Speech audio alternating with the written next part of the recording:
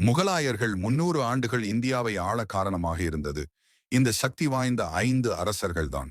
அவங்க யார் தெரியுமா? தற்போதைய இந்தியாவை வடிவமைத்ததில் முகலாயர்களின் பங்கு என்பது மிகவும் முக்கியமானது. நம்முடைய உணவு பழக்கம் முதல் கலாச்சாரம் வரை பல விஷயங்களில் முகலாயர்களின் தாக்கம் இன்றும் தொடர்கிறது. கடைசி வரை பாருங்கள். Welcome to Tamil world. ஏனெனில் முகலாய பேரரசு இந்தியாவின் மிகவும் சக்தி வாய்ந்த மற்றும் செல்வாக்குமிக்க பேரரசுகளில் ஒன்றாக திகழ்ந்தது.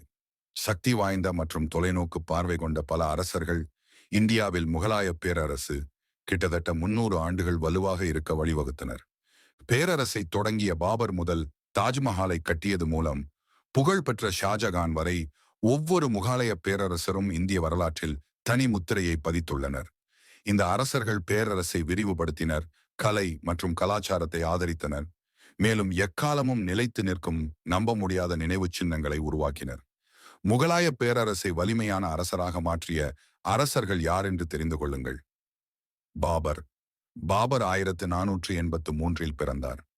பாதி உலகை வென்ற தைமூரின் வழித்தோன்றலான அவர் தனது தாயகத்தை இழந்தார் மற்றும் சமர்கண்டை வெல்ல முடியவில்லை. அதனால் அவர் தனது கவனத்தை இந்தியாவின் பக்கம் திருப்பினார். 1526 பாபர் பானிபட் போரில் லோடி சுல்தானை வென்றார். இந்த வெற்றி மூலம் முகலாய பேரரசுக்கான அடித்தளம் அமைக்கப்பட்டது. அவர் 4 ஆண்டுகள் மட்டுமே ஆட்சி செய்தாலும் பாபர் முகலாய வம்சத்தின் மிக முக்கியமான நபராக இருந்தார்.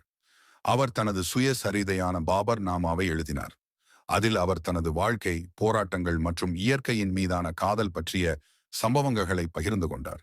பாபரின் தொலைநோக்கு பார்வையும் உறுதியும் தான் அவரை முகலாய பேரரசின் முதல் பேரரசராக மாற்றியது. ஹுமாயூன். பாபரின் மகனான ஹுமாயூன் 16ஆம் நூற்றாண்டில் முகலாய பேரரசராக பதவியேற்றார். ஆனால் அவர் மிகவும் சிக்கலான மற்றும் போராடும் ஆட்சியை கொண்டிருந்தார். அவர் ஷெர்ஷா சூரியால் வீழ்த்தப்பட்டு பல ஆண்டுகள் நாடு கடத்தப்பட்டார். இருப்பினும் அவர் தனது நம்பிக்கையை இழக்கவில்லை. இறுதியில் 1555 தனது அரியணையை மீண்டும் கைப்பற்றினார். துரதிர்ஷ்டவசமாக அவர் தனது நூலகத்தின் படிக்கட்டுகளில் இருந்து கீழே விழுந்து 1556 திடீரென மரணம் அடைந்தார். ஹுமாயூனின் போராட்டங்கள் அவரது மகன் அக்பருக்கு வெற்றியை தேடித் தந்ததன் மூலம் பேரரசின் எதிர்காலத்தை வலுப்படுத்த மறைமுகமாக உதவியது. அக்பர் ஹுமாயூனின் மகன் மற்றும் அவர் தனது 13 வயதில் பேரரசரானார்.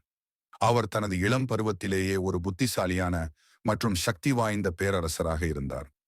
அவர் ராஜபுத்திரர் போன்ற வலுவான எதிரிகளை தோற்கடித்து பேரரசை விரிவுபடுத்தினார். மேலும் இந்தியாவின் பெரும்பகுதியை முகலாயர்களின் கட்டுப்பாட்டின் கீழ் கொண்டு வந்தார்.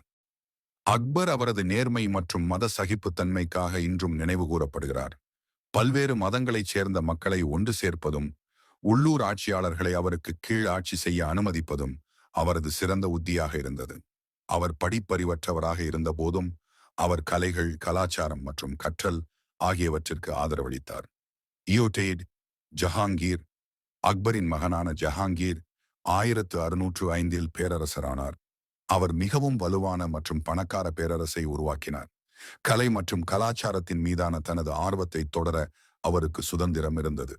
அவரது ஆட்சியில் முகலாய பேரரசில் மினியேச்சர் ஓவியம் புதிய உச்சத்தை எட்டியது.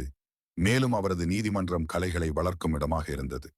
அவரிடம் குடிப்பழக்கம் அதிகமாக இருந்தது. அவர் பேரரசில் நிலையானவராக இருந்தார் மற்றும் ஒரு வளமான கலாச்சார பாரம்பரியத்தையும் அழகையும் விட்டுச் சென்றார். ஷாஜஹான். ஜஹாங்கீரின் மகனான ஷாஜஹான் 1628 முதல் 1658 வரை ஆட்சி செய்தார் மற்றும் அவர் தந்த அற்புதமான கட்டிடங்களுக்கு மிகவும் பிரபலமானவர். அவர் தனது மனைவி மும்தாஜ் மஹாலின் நினைவாக தாஜ்மஹாலை கட்டினார். செங்கோட்டை போன்ற மற்ற புகழ்பெற்ற கட்டமைப்புகளை உருவாக்கினார். அவரது ஆட்சி முகலாயர்களின் பொற்காலமாக இருந்தது. ஆனால் அவரது குடும்ப பிரச்சனை அவரது வாழ்க்கையின் சாபமாக மாறியது. அவர் நோய்வாய்ப்பட்ட பிறகு அவரது மகன் அவுரங்கசீப் மற்ற சகோதரர்களை கொன்றுவிட்டு ஆட்சியை கைப்பற்றிவிட்டு ஷாஜகானை சிறையில் அடைத்தார். ஷாஜகான் தனது கடைசி ஆண்டுகளை சிறையில் கழித்தார்.